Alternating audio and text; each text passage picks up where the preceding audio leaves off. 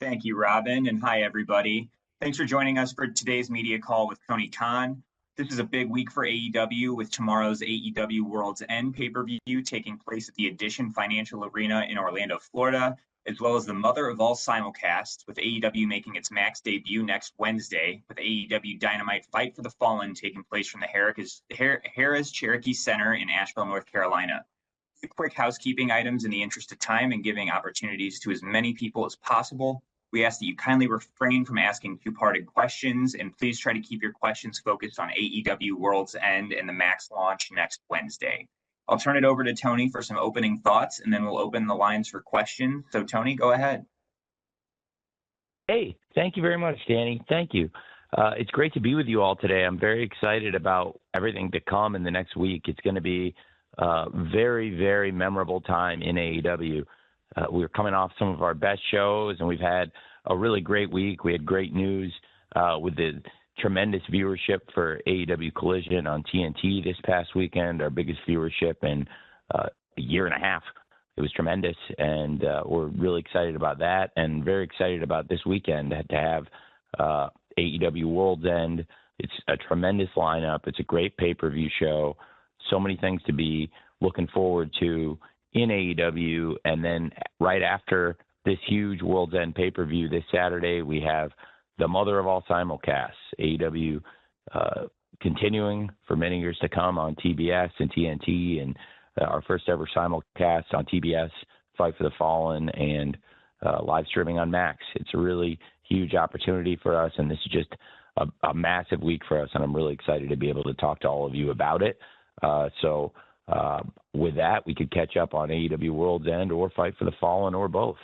Thanks for being here today. And Danny, we could get started with the questions, I guess. Sounds great, Tony. Appreciate it. John Alba with Fightful is up first, and he will be followed by Jason Powell with ProWrestling.net. John?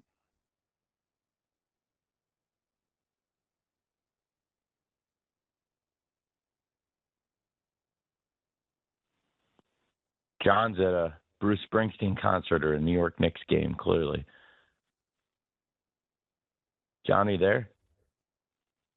Me. Tony, can you hear me? Now I hear you. Hey, man. Okay. Sorry, the system wasn't letting me unmute. No Knicks. Well, there's a Knicks game tonight I'll be covering, but great to chat with you. And hopefully we'll get a chance to catch that Springsteen show too and count on that. But I want to talk about someone who was a big part of World's End last year. I believe he was in the Sting match, Ricky Starks. And you talk about how Dynamite is going to be part of this big brand new era, the Big Bang coming up here with the Max launch. Do you foresee Ricky Starks being part of any of those festivities in Dynamite and AEW going forward in 2025? I think we'll have to stay tuned to see who's going to be a part of the Fight for the Fallen and the simulcast, and it remains to be seen. We've got a great roster here, and we've got one of our best pay-per-view lineups for World's End this year. I think it's a tremendous card. And then as for who's going to be at the mother of all simulcasts, that remains to be seen. But thanks for asking. Thank you, John. Jason Powell with ProWrestling.net is up next, and that'll be followed by a write-in from Kimmy Sokol with the Pop Break. Jason?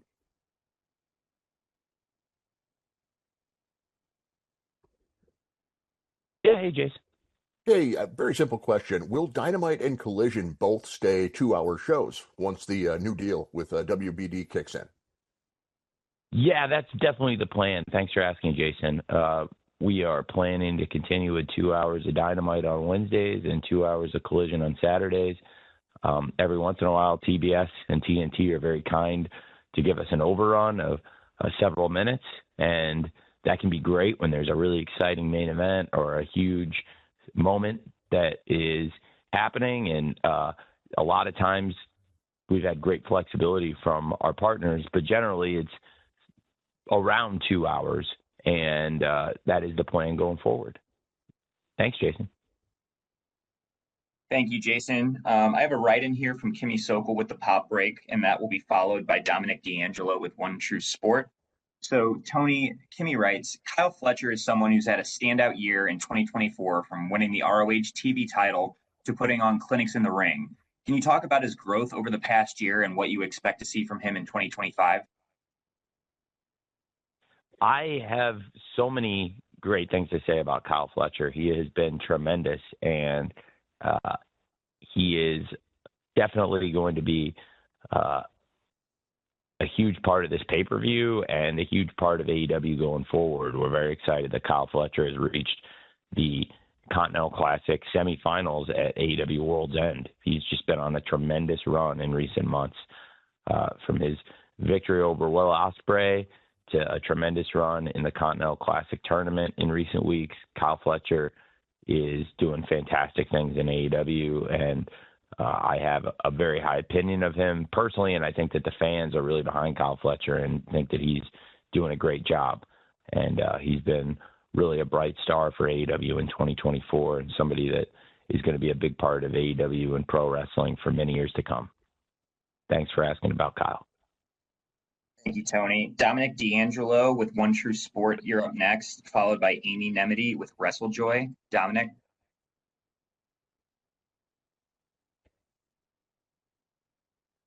Tony, you able to hear me okay? Yeah, I hear you great. Thanks. Cool. Hey, Merry Christmas, first of all, and Happy New Year upcoming. World 25 looks very, very promising for AEW. Figured I'd ask a question about how the creative structure is nowadays moving forward with the new layout, streaming services coming into play, pay-per-views all lined up. What's the creative layout backstage and behind the scenes look like for AEW right now moving forward? Well, I think it's going to be the same leadership that we've had in AEW for many years. And in terms of the creative aspect, I'm very excited. I think with AEW Dynamite and AEW Collision, and the shows have just been on such a strong run lately, and I'd like to continue that. I think we've been doing great things. The Continental Classic is a really strong time for AEW, and this has been, in my opinion, even better than last year's tournament in many ways. It's been just a fantastic tournament. There's a lot of things about last year I loved that can't be replicated, but this year has been just an absolutely fantastic tournament. And the recent episodes of Collision and Dynamite, I think, have been some of our very best. And it was great to see some of our strongest viewership we've ever had for Collision this past weekend. We've gotten some great opportunities from TNT and TBS, and that was a great opportunity TNT gave us, and I think we really delivered on it. And I'm, very eager to continue in this capacity and keep hopefully having really strong series of shows. One thing I'm really proud of, I think this has been the best year of pay-per-views we've done, and we've been missing some of our very greatest wrestlers of all time. And in sports with injuries and circumstances where you have your top athletes unavailable, sometimes it's challenging to put the best team, to put the best results forward. And this year, I think AEW's results on pay-per-view have just been outstanding. And I think the consistency and strength of the shows throughout the year has been unparalleled. And I'm really happy about that. And I think the TVs have been some of our very best recently. And, I'm very, very happy with that. I'm very, very focused and really excited going into 2025 as the head of creative. Thanks for asking. Thank you, Tony, and thanks, Dominic. Amy Nemedy, you are up next, followed by Alex Hunt with Inside the Ropes. Amy?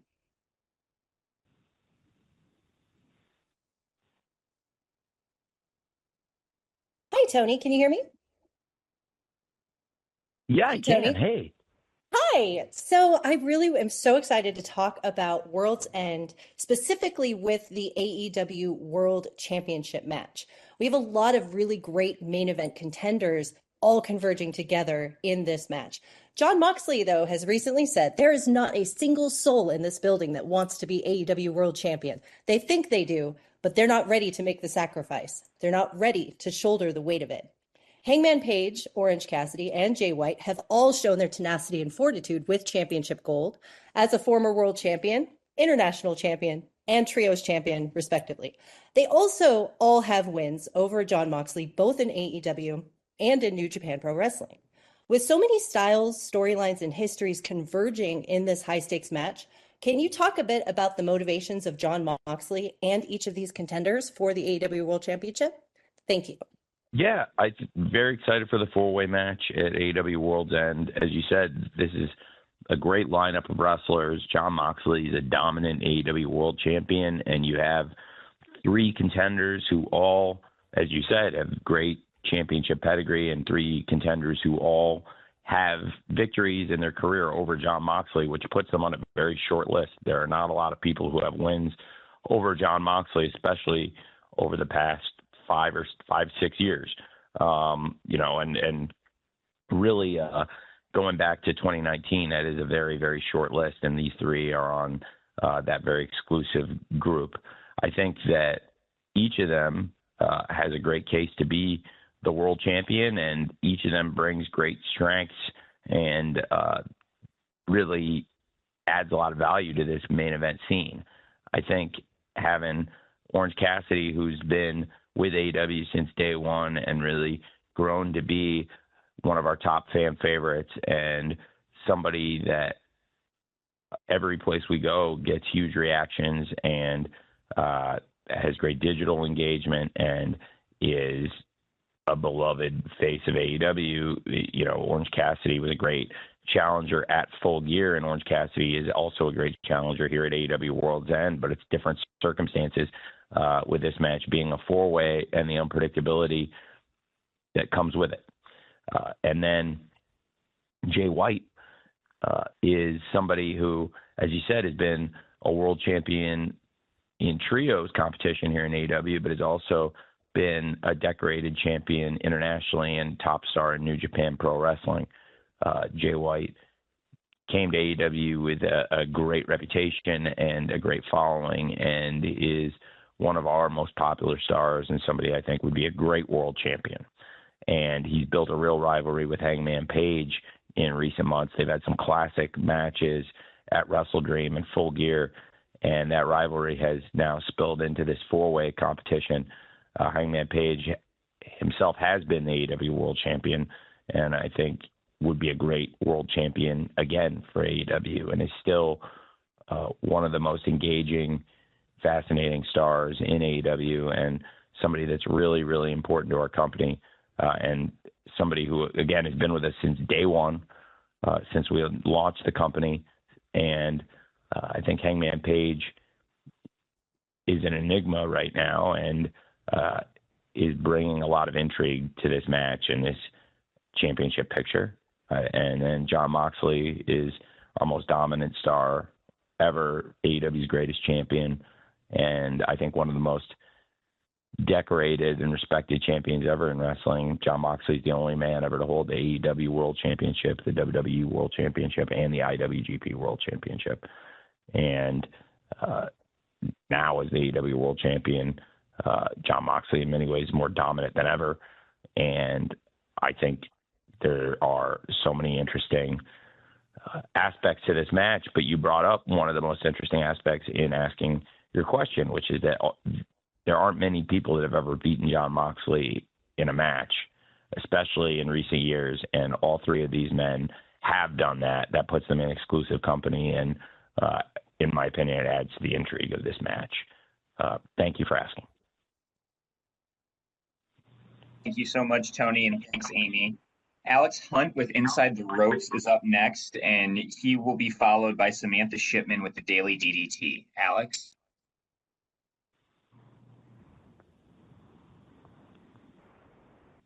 It's going great. How are you? Yeah, I'm good, thank you. So I just wanted to talk about the 2024 Continental Classic Tournament. So last year it was just a straight finals match, whereas this year you've gone for the semi-finals and the finals on the same night. I'm just kind of curious what the kind of thought process is, kind of having like semi-finals and finals, opposed to just a straight final at World's End. Thank you very much. Well, it's a great question. There are several things that this came down to. I'm very proud of the work that everybody's done to make this Continental Classic so tremendous. As we go into the semifinals, we've got 4 great contenders, 2 great semifinal matches with Kyle Fletcher against Will Ospreay and Ricochet versus Kazuchika Okada. And then we will have a great finals match on AEW Worlds End.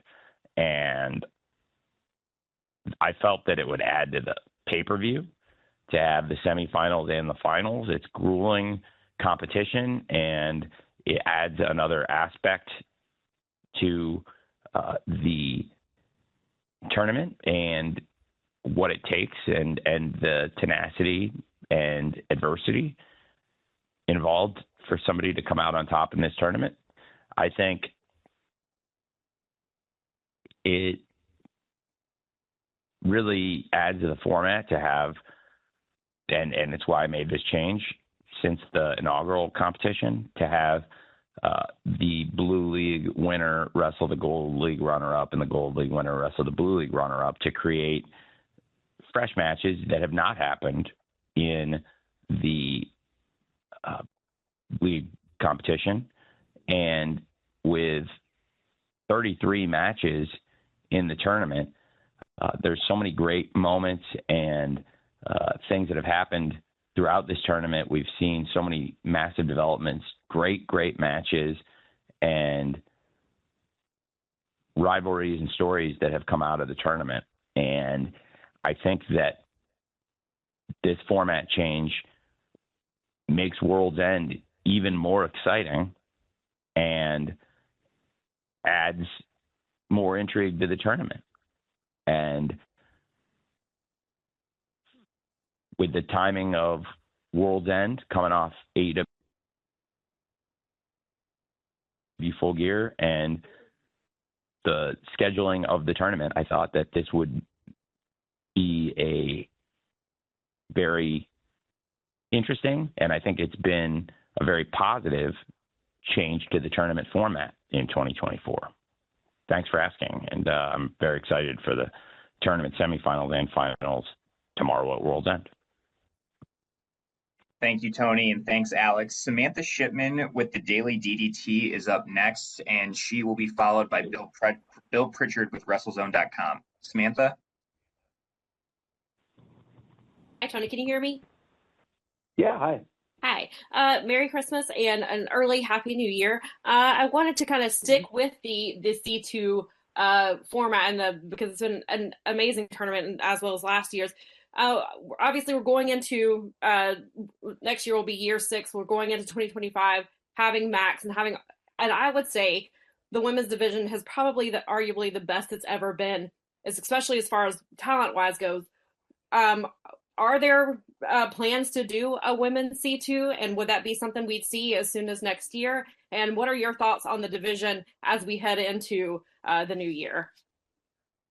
I think the division is very strong, and really we've had some of our best matches in the history of AEW women's wrestling this year.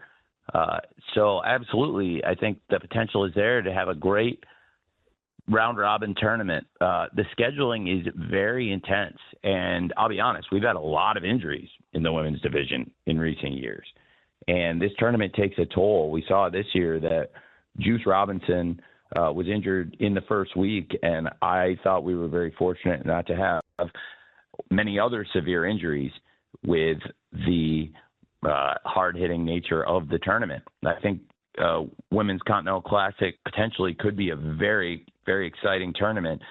We've had some of our top wrestlers in the women's division returning from injuries recently. If we get everybody healthy, I do think it's something I'm very interested in. It is a very grueling and challenging tournament for many reasons.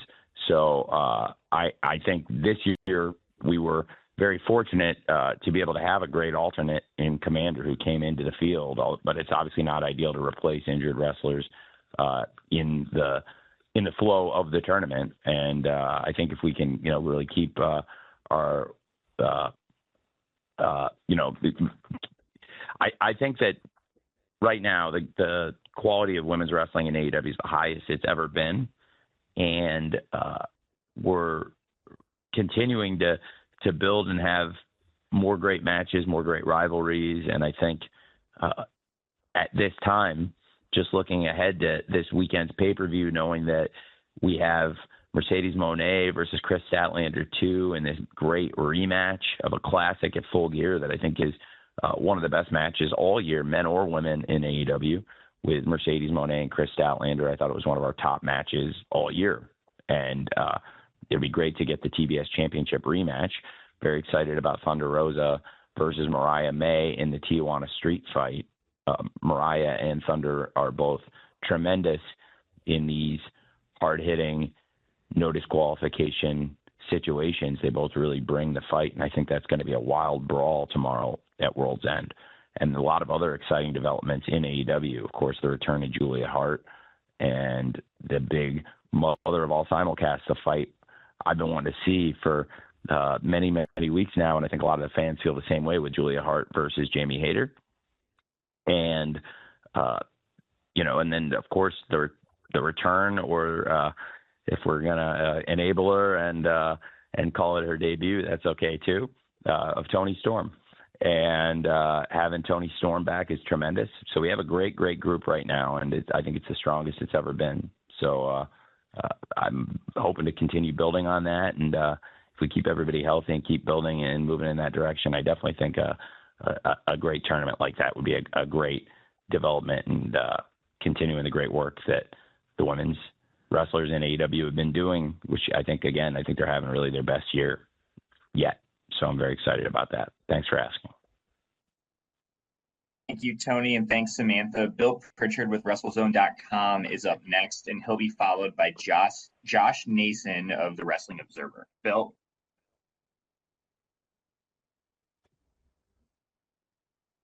I'm doing really, really well. How are you? I'm doing good. I actually wanted to ask about something you were quoted on at I think it was Sunday's taping. You were quoted as saying that it was the last Rampage taping for the foreseeable future. I just wanted to see if you could expand on that and maybe talk about what might happen with talent and storylines that would normally play out on that show until you figure out what, that future for Rampage is. Well, I think it's a great situation for AEW. We're getting a new media rights agreement that is huge for us for many reasons. It is a massive opportunity for AEW to be able to simulcast our shows and reach new viewers through the streaming service Max. And by streaming on Max, simulcast along with every Wednesday on TBS and every Saturday on TNT, to complement that with also simulcasting, it's a huge opportunity for us. And the deal was very favorable for AEW. We were able to get rights fees that are many times larger than what we had in our first 5 years. It completely changes the financial picture of AEW, and it is the big target that we have aspired to for many years. And part of the agreement is we would focus on these 4 hours and really it's so important to us that we launched AEW Collision last year. And this opportunity, this deal is why I felt like it was very important for us to launch AEW Collision, to have a 2-hour primetime home on TNT. And we're coming off one of the best results in the history of AEW Collision and our biggest viewership again in a year and a half since the second month ever of the show this past week. And we're really, really proud of that result. I think it's going to be important for us to focus on Dynamite and Collision, and it will be a huge development for AEW. And it is in many ways, a reimagination of the calendar, but it's also going to be great for the company. It's a huge opportunity, and it allows us to really focus on Dynamite and Collision and put more resources into those shows and grow the company And by getting rights fees that are multiple times higher than we initially had, we put the company on a path to profitability, and that's really important. And the company is going to be one of the most successful wrestling companies of all time on the bottom line. And we've grown the business, we've developed it, and gone through the startup phase. And we had a great media rights deal for many years. And then we built and invested in the company, invested in talent, invested in TV, invested in technology, infrastructure, international growth, all with this year in mind. And now we're just days away from the thing that we all targeted. When I said the TV deal was in the red zone, that it was on the goal line, all those things proved to be true. And we put together this huge media rights deal that now we can make this a very profitable business for many years to come with the massive media rights deal in front of us. And it's a path to be one of the two most successful and profitable wrestling companies of all time in an era where media has changed so much. It's really great that pro wrestling is making such a huge step into streaming this coming week. And AEW is a huge part of that story, and we'll be the first ones to ever do weekly simulcasts with TBS, TNT, and Max. And Rampage has been a great, great show for us. And for the foreseeable future, we're going to focus our resources on Dynamite and Collision, because Dynamite and Collision, the rights fees around those shows have skyrocketed, and that is the way we had built it up, and that was why this deal made so much sense for us, and why it's such a great opportunity for us to focus on Wednesdays and Saturdays and really grow the company to new heights with this deal, with the streaming opportunity, but also with the rights fees we've commanded. Thanks for asking. Thank you, Bill, and thanks, Tony. Josh Nason with the Wrestling Observer is up next, and he'll be followed by Brian Zillum with PW Torch. Josh? Hey, Tony, can you hear me? Yeah, I hear you great, man. Awesome, great. I kind of a follow-up to Bill's question. Given that you're losing 50-ish hours of TV a year, and you have a pretty big roster as it is now, do you foresee having to do any cuts in the first part of the year to help accommodate for the loss of those hours? Well, I can't say right now how we'll accommodate that. It's a good question to ask, and with the company getting significantly more money, many times more money, to produce these 4 hours of TV and focus on that, and then carry that over into the streaming platform, it is a change from doing 5 hours of TV. But we'll be much, much, much better off as a company with this deal. And as for how we'll reimagine the roster and how we'll utilize everybody going forward, it's a fair question to ask, and it's something we'll have to look at. But I think there will be great opportunities, and versus a year and a half ago when Collision first launched, we had been doing AEW for many years with 3 hours and with only 2 primetime hours. And now really 2, at least in the peak of primetime, and now this opportunity to have 4 hours and these key time slots, these key opportunities, it's just a great, great chance for AEW. It's the biggest opportunity we've ever had.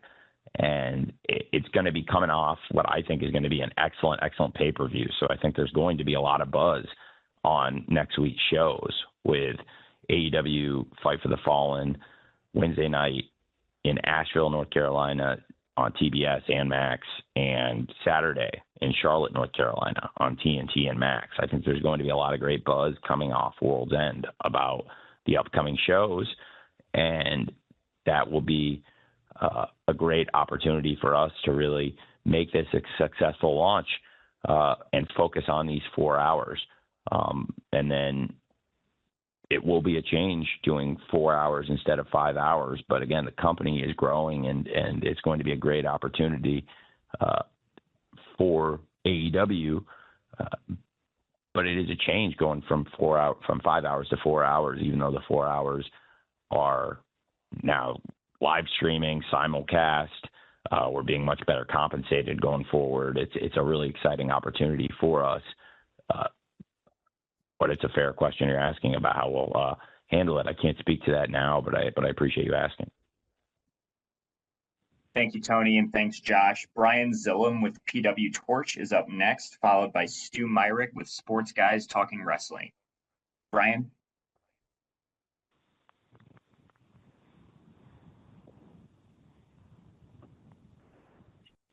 Hey. Thanks for taking the time. And Tony, at this time, I wanted to ask, could either you personally or AEW comment on Jamie Hahn's recent allegations against AEW and its legal team? Thank you. No, I can't. I can't speak to that, but thanks for asking about that. Stu Myrick with Sports Guys Talking Wrestling. You're up next, followed by Brandon Thurston with Wrestlenomics. Stu? Tony, thank you for the time. Merry Christmas. Happy New Year. I want to ask you, we're at the second edition of the Continental Classic. It has been met with rave reviews. With that in mind, is there anything you have seen in this year's edition that you've made a note to maybe tweak for next year's edition? Well, that's a great question. I think the format has been excellent. I think we'll always update the field, and this year's tournament included 12 great wrestlers. Several of them were in the tournament last year, and then there's several that are new to the field, and I think that's a great format, bringing some fresh faces in each year and also having some veterans of the tournament. And I think the tournament has been excellent. We made a major change to the formatting, as you mentioned, with the semifinals and the finals now on World's End, but also with the cross-block semifinals now. And I think this format's excellent. I mean, I can't speak to everything we'll do a year from now with exact certainty, but I'm very confident in this format, and I think this is a perfect format. We'll see how everything works out at AEW Worlds End tomorrow, but as of right now, I feel really good about this Continental Classic format. So, if you asked me now and shot me 11 months forward in the time machine, in the time cop technology, then I would say that I think this is a great format, and I would be very happy to contest the Continental Classic under the same format next year as it stands right now, and we'll see how it goes tomorrow at AEW World's End. Thank you, Tony. Brandon Thurston with Wrestlenomics is up next, followed by Rich Fan with Pro Wrestling Torch. Brandon? I was wondering if you could talk about the trends in TV ratings and attendance we're seeing. On one hand, AEW has had great success this year with the media renewal, and on the other hand, TV ratings and attendances, based on the data that we can see, do look like they're down. So I was just wondering, you have direct access to the firsthand data. What are your thoughts on the trends of AEW's fan metrics in particular this year? Again, you mentioned it's a huge success for us to have our media rights renewed. We had great news this past week with AEW Collision having some of its best viewership in the history of the show, and the biggest total audience in a year and a half, and one of the best numbers the show's had since its debut. So I think that is very positive, and it's a great opportunity for AEW to make new fans, bring in new viewers with the launch of the simulcast on Max. With the changes over the years to the cable audience and the size of the cable universe, we've seen major growth in streaming. And AEW, through our original media rights deal, never had a streaming television component to our deal. And now we do. It's really exciting. And in addition to being with TBS every Wednesday and TNT every Saturday, these channels are staples of the cable industry and really, in particular, staples of pro wrestling, TBS and TNT, I feel. And Max is one of the top streaming services, has never carried pro wrestling. So, as you mentioned, the media rights renewal has been a great opportunity for us. And we've had a lot of success this year. And I think the most important success to point to is definitely the media rights renewal and what that signals going forward for AEW. And I think pro wrestling right now, a thing to keep an eye on is the major push into streaming, and AEW is a massive part of that with the launch on Max that's coming next week.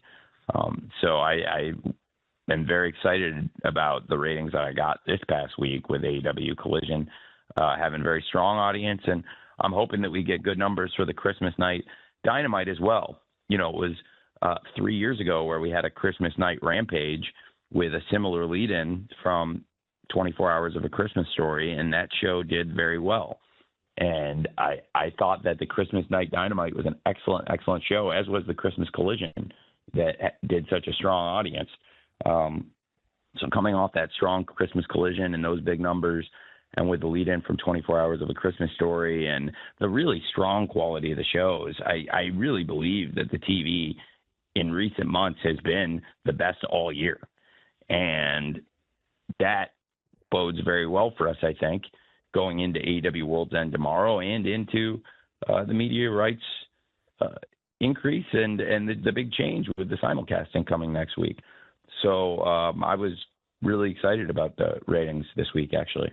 Thanks for asking. Thank you, Tony, and thanks, Brandon. Rich Fan with the Pro Wrestling Torch is up next, and he'll be followed by John Pollock with Post Wrestling. Rich? My question's more of a follow-up to Brandon's. So with these innovations and all of the streaming being added to what you can do with the TNT and Warner Family and networks, could you talk a little bit about maybe potential innovations you might see on Max for AEW besides the content, as well as how you're going to, if at all, make available not necessarily ratings, but viewing data? We just saw with the NFL on Christmas, Netflix was able to share a little bit of their ratings as far as viewership data with Nielsen. Would the same plan be for AEW once you move to that new deal? Thank you. Well, that aspect of it is not necessarily in our control, but we have great media partners at Warner Brothers Discovery. As they share the information with us and the media, we'll learn more about it, but it'll be a big change because those ratings are tabulated differently and they're accumulated differently and disseminated differently. So we won't necessarily have every number on every show, but I think that when we have some great success and some things to point to, hopefully they'll be able to pull together data and release some, but I don't think we'll be getting the same exact information for the streaming shows, Dynamite and Collision, that we will for the cable aspect. But whenever they can share that information with us, I'll be excited to learn it. It'll be our first time really getting it. But as I understand now, we maybe won't get the same amount of robust information the day after the shows that we were getting now. And I guess it's not actually the day after on Collision since it's on Saturday. Typically, we don't get that for a few days coming off the weekend. But, and Dynamite, typically we tend to get that Thursday after a Wednesday show. With the Nielsen cable ratings, I don't know if they're going to trickle in quite as fast. And I don't know if the information will be quite as robust, but I'm hoping that Max will be able to share good data with all of you and with us to give us good insights on the streaming shows. And was there another component to your question? You were asking about innovations, right? Innovations in the TV show. in the streaming show. I definitely think there are some opportunities to utilize the platform. I do want to keep the user experience as consistent across TBS and Max as possible, and that's something we're working on. We'll be continuing to try and streamline as the show is going to be on TBS, TNT, cable, and on Max streaming, simulcasting for many years to come. So I think we'll really find ourselves a strong formula for it. Thanks for asking. Great. Thank you, Tony, and thanks, Rich. We've got just a couple more hands up. So if you haven't had a chance to ask a question yet, be sure to either raise your hand or write it in. But right now, we've got John Pollock with Post Wrestling up next, and he'll be followed by Aruna Vagoshal with Sportskeeda. John? You about the recent announcement up here in Canada that Collision is going to be moving to the soon-to-be rebranded USA Network in the country. Does this represent a new deal with Bell Media, or is this a concurrent one with Dynamite? If you can give us any kind of time frame, if this represents an extension of your partnership with Bell Media, and just any assessments of the Canadian marketplace after these recent sets of talks. Yeah, we had some great negotiations in Canada. I'm glad you asked about that. We're excited about Collision coming to USA Network in Canada, and also about an extension with Dynamite on TSN. We had some great talks in Canada. We have had multiple offers, and we had multiple offers for increased media rights fees because AEW has done very, very well in Canada, often the top wrestling show in the demo. And to have AEW get so much interest in Canada, it was very exciting for us. And we spoke to top media partners, including our partners at TSN. And we made a great decision, I think, to stay with TSN. And now we have an expanded deal with Collision coming to Canada's USA Network, and also Dynamite continuing on TSN. It's a great place for us, and frankly, we got a great deal and a major rights fee increase, which is good for us, and something I think we had earned over the years with strong performance on TSN. And we had other great offers, but this was the best one. And we had another offer that was tremendous from another major company there. And this deal had a lot of things that we like better about it, including being able to stay with our partner we've been with since day one. Thanks for asking. Thank you. Aruna Vagoshal with Sportskeeda is up next, and unless I see anybody else pop up, I think Tony will hand it off to you afterwards. But Arunava, you can go ahead.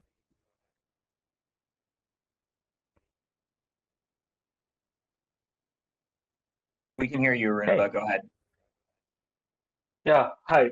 So Ricochet has been a hot topic in AEW recently. So I just want to get your thoughts on the sudden change in his attitude and the reaction he has been receiving both on and off TV. Thank you. Well, I'm glad you asked about that. That's something I have felt really strong about. That's something that we've seen, in particularly throughout the Continental Classic tournament in recent weeks. Ricochet's attitude has adjusted, and he has had great success. Ricochet is going to Worlds End largely on the part of his excellent wrestling. He has taken maybe a shortcut along the way here and there, but I do think his wrestling has put him in this great position, and the fans have started to see Ricochet in a new way. And I think that's by design in many ways. And knowing how the tournament would unfold, I think it's played out tremendously to see Ricochet tap into a darker side of his personality, especially as we went through these matches where it was apparent that Ricochet would probably not be the fan favorite, in terms of getting cheered against Brody King, Will Ospreay and Darby Allin. They're all very different wrestlers, but they're all very popular. And in my opinion, going into it, I felt like they were all going to get cheered against Ricochet. Brody and Darby and Will Ospreay all got cheered against Ricochet in a major way, and Ricochet frankly leaned into it, and it went exactly as expected, which was very, very well. And he's doing fantastic things since he came here. He's not been the nicest guy, but he's been very effective. And, you know, knowing that Ricochet, again, was going to have these big matches in the final week of the Continental Classic, it has played out perfectly. And when I was putting the schedule and the format for the Continental Classic together, and I'd put Ricochet in back-to-back matches in Hammerstein Ballroom on Collision and Dynamite against Will Ospreay and Darby Allin, I was 100% sure he was going to get booed out of the building against Will Ospreay and Darby Allin. And we have really done some very good stuff with it, I think. And Ricochet's done very, very well. And Ricochet has a lot of momentum, to say the least. And Ricochet is the Gold League winner for this year. And it remains to be seen who will win the entire Continental Classic. But Ricochet is definitely got to be considered one of the favorites and somebody who's doing great things in the ring in AEW. Thanks for asking. Thank you, Arunava, and thanks, Tony. Looks like that's all the hands for today. So, Tony, I'm going to hand it off to you just for some final thoughts as we move towards World's End tomorrow and the mother of all simulcasts on Wednesday. Oh, well, it's so exciting. It's so exciting. I'm blown away by the opportunities in front of us in the next week to have this great pay-per-view with this great lineup. So many exciting things happening at AEW Worlds End, and to be less than a week away from our first ever simulcast. This is a huge opportunity. It was a big moment for AEW when we announced that we're going to start a wrestling company and the kind of support we saw. And then when we announced that we're going to have a show every week on TNT, we got huge support for that. When we announced we're going to move that show to TBS, but continue producing wrestling on TNT and move Dynamite to TBS, that was a huge step for us, and that was very well received. And since that, I think this is by far the biggest move we've made, the biggest adjustment we've made. And it doesn't change things for so many of our fans. You know, for the fans that watch the show on TBS on Wednesdays, for TNT on Saturdays, that's going to stay consistent. And that experience is going to be there for years to come. It just adds a new layer. It adds a new opportunity to make fans. And I'm so excited about it. And this week ahead is just so massive for AEW. I really appreciate all of you coming here and doing this media call and giving me the opportunity to talk with you about AEW Worlds End and the Continental Classic and all the happenings in AEW and also about Fight for the Fallen and the simulcast. It's so huge for us, and I will hopefully see some of you after World's End in the media scrum, and I'll try to stay after and answer as many questions as I can, everyone's questions, hopefully. I really appreciate everybody who asked questions today. I tried to get all of them in, and thanks for coming here and covering us. So many of you have been covering AEW since we first announced the formation of the company, and your coverage and you covering pro wrestling and bringing media attention to it and bringing fans attention to it is something that really powers the wrestling business. And I really appreciate all of you. I hope you all had great holidays, and hope everybody who celebrates Christmas had a great Christmas, and hope everybody's been having great holidays, and wanted to wish you all a happy new year. Thanks for being here, and look forward to seeing you all tomorrow at AEW World's End. Awesome. Thank you, Tony. Thanks everybody for joining us. We'll be distributing an audio recording to all attendees shortly. We thank you again for being a part of today's call, and we're looking forward to you joining us for AEW Worlds End on Saturday night. Have a great day.